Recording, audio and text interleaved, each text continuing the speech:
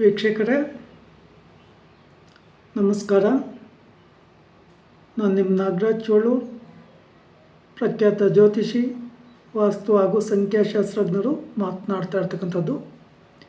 ವೀಕ್ಷಕರೇ, ಇವತ್ತಿನ ಸಂಚಿಕೆಯಲ್ಲಿ ಸಿಂಹರಾಶಿಯವರ ಏಪ್ರಿಲ್ ತಿಂಗಳ ಗೋಚಾರ ಫಲಾಫಲಗಳು ಹಾಗೂ ಪರಿಹಾರಗಳ ಬಗ್ಗೆ ತಿಳಿಸ್ಕೊಡ್ತಾ ಇದೆ. ಸಿಂಹರಾಶಿಯವರೇ, ವಿಶೇಷವಾಗಿ ನೀವು ಆರೋಗ್ಯದ ಬಗ್ಗೆ ಹೆಚ್ಚಿನ ಕಾಳಜಿ ವಹಿಸ್ತಕ್ಕಂಥದ್ದು ಬಹಳ ಉತ್ತಮ.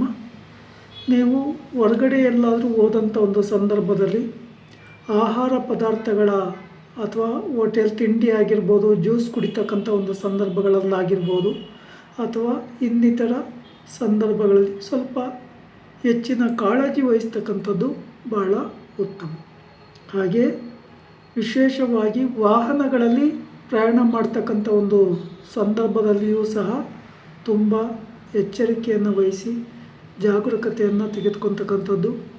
ನಿಮ್ಮ ಒಡವೆ, ವಸ್ತ್ರ, ಮೊಬೈಲ್, ಹಣ ಇತ್ಯಾದಿಗಳ ಬಗ್ಗೆಯೂ ಸಹ ಹೆಚ್ಚಿನ ಜಾಗರೂಕತೆಯನ್ನು ವಹಿಸಿ. ನಿಮ್ಮ ರಾಶಿಗೆ ಅಷ್ಟಮ ಶನಿಯ ಪ್ರಭಾವ ಪ್ರಾರಂಭ ಆಗಿದೆ. ವಿಶೇಷವಾಗಿ ಶನಿವಾರಗಳಂದು ಶನಿ ಭಗವಾನರಿಗೆ ಎಳ್ಳೆಣ್ಣೆಯನ್ನು ದಾನ ಕೊಡಿ, ಎಳ್ಳಿನ ದೀಪವನ್ನು ಹಚ್ಚಿ, ಹಾಗೆ ಎಳ್ಳೆಣ್ಣೆ ಅಭಿಷೇಕವನ್ನು ಸಹ ಮಾಡಿಸ್ಬೋದು. ಪೂಜೆಗೆ ಬನ್ನಿ ಪತ್ರೆ, ಬಿಲ್ವ ಪತ್ರೆ, ಪೂಜಾ ಸಾಮಗ್ರಿಗಳೊಂದಿಗೆ ಪೂಜೆಯನ್ನು ಮಾಡಿಸಿ 8 ಸುತ್ತು ದೇವಸ್ಥಾನದ ಪ್ರದಕ್ಷಿಣೆಯನ್ನು ಹಾಕಿ, ಅಲ್ಲೇ ನವಗ್ರಹಗಳಿದ್ದರೆ 9 ಸುತ್ತು ಪ್ರದಕ್ಷಿಣೆ ಹಾಕಿ ಕೈ ಮುಗಿದು ನಿಂತು ಶ್ರದ್ಧಾ ಭಕ್ತಿಯಿಂದ ಪ್ರಾರ್ಥನೆ ಮಾಡ್ಕೊಳ್ಳಿ. ವಿಪರೀತ ದೋಷ ಇರ್ತಕ್ಕಂಥವರು 800 ಗ್ರಾಮ್ ಕಪ್ಪೆಳ್ಳನ್ನು ಪ್ರತಿ ಶನಿವಾರ ದಾನ ಕೊಡೋದು, ಅಥವಾ 8 ಕಪ್ಪು ವಸ್ತ್ರವನ್ನು ದಾನ ಕೊಡ್ತಕ್ಕಂಥದ್ದು ಬಹಳ ಉತ್ತಮ. ಇಲ್ಲಿ ವಿಶೇಷವಾಗಿ ಈ ಸಿಂಹರಾಶಿಯವರು ಕಟಿಂಗ್ ಮಾಡಿಸ್ಬಾರ್ದು, ಶೇವಿಂಗ್ ಮಾಡಿಸ್ಬಾರ್ದು. ಕಪ್ಪು ಮತ್ತು ನೀಲಿಯ ಬಣ್ಣದ ವಸ್ತ್ರಗಳ ಧಾರಣೆ ಉತ್ತಮವಾಗಿ ಇರೋದಿಲ್ಲ. ಹಾಗೆ ವಿಶೇಷವಾಗಿ ಹೊಸ ವ್ಯಾಪಾರ ವ್ಯವಹಾರಗಳಿಗೂ ಸಹ ಅಷ್ಟೊಂದು ಶನಿವಾರ ಶುಭಪ್ರದವಾಗಿ ಇರುವುದಿಲ್ಲ. ಈ ರಾಶಿಯವರಿಗೆ ಬುಧವಾರ, ಗುರುವಾರ ಮತ್ತು ಸೋಮವಾರ ಶುಭಪ್ರದವಾಗಿರ್ತದೆ. ಈ ದಿನಗಳಲ್ಲಿ ತಮಗೆ ಸಂಬಂಧಿಸಿದ ವ್ಯಾಪಾರ ವ್ಯವಹಾರಗಳನ್ನು ಮಾಡಿಕೊಳ್ಳೋದು ಉತ್ತಮ. ಅದೇ ರೀತಿ ನಿಮ್ಮ ರಾಶಿಗೆ ನಾಗದೋಷದ ಪ್ರಭಾವ ಸಹ ಇರೋದರಿಂದ ನಾಗನ ಸಾನ್ನಿಧ್ಯಗಳಲ್ಲಿ ಮಂಗಳವಾರ, ಷಷ್ಠಿ, ಪಂಚಮಿ ಅಥವಾ ಆಶ್ಲೇಷ ನಕ್ಷತ್ರದ ದಿನ ಅಥವಾ ಅಮಾವಾಸ್ಯೆ ಪೌರ್ಣಮಿಗಳಂದು ಹಾಲಿನ ಅಭಿಷೇಕ ಮಾಡಿಸ್ತಕ್ಕಂಥದ್ದು, ಎಳನೀರಿನ ಅಭಿಷೇಕ ಮಾಡಿಸ್ತಕ್ಕಂಥದ್ದು, ಪಂಚಾಮೃತದ ಅಭಿಷೇಕ ಮಾಡಿಸ್ತಕ್ಕಂಥದ್ದು ಬಹಳ ಉತ್ತಮ. ಸಾಧ್ಯವಾದರೆ ಶ್ರೀ ಕ್ಷೇತ್ರ ಕುಕ್ಕೆ ಸುಬ್ರಹ್ಮಣ್ಯದಲ್ಲಿ ಸರ್ಪ ಸಂಸ್ಕಾರ ಶಾಂತಿ ಹೋಮ, ಆಶ್ಲೇಷ ಬಲಿ, ನಾಗ ಪ್ರತಿಷ್ಠೆಯನ್ನು ಮಾಡಿಸ್ತಕ್ಕಂಥದ್ದು ಬಹಳ ಒಳ್ಳೆಯದು.